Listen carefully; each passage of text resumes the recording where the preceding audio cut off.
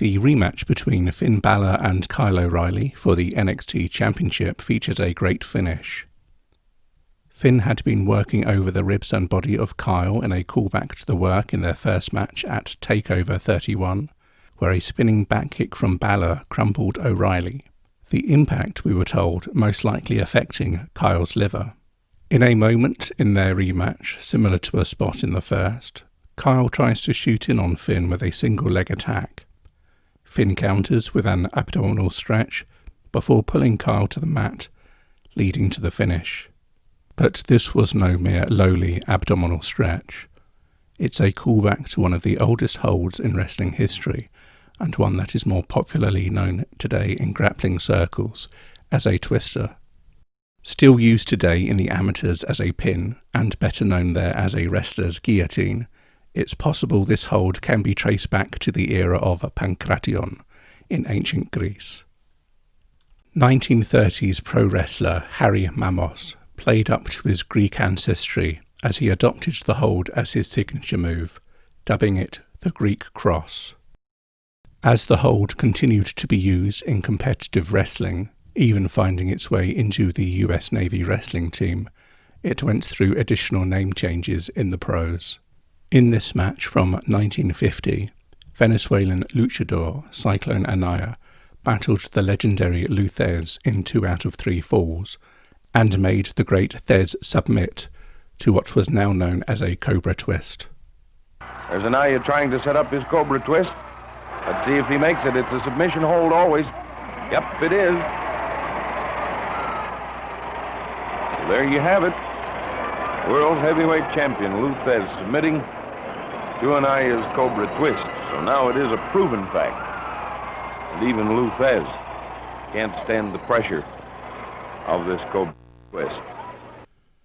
Thesz adopted the Cobra Twist himself, and it found its way to Japanese Puroresu great Antonio Inoki, among many others.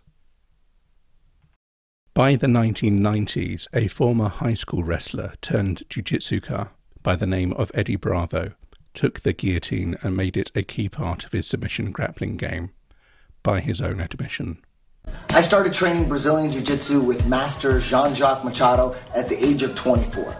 But I did wrestle in high school for a couple years, so I came into my first class with a little more base and balance than your average Jiu-Jitsu newbie. I also came into my first Jiu-Jitsu class with one submission hold that I learned in high school wrestling, the wrestler's guillotine, which later became known as the twister.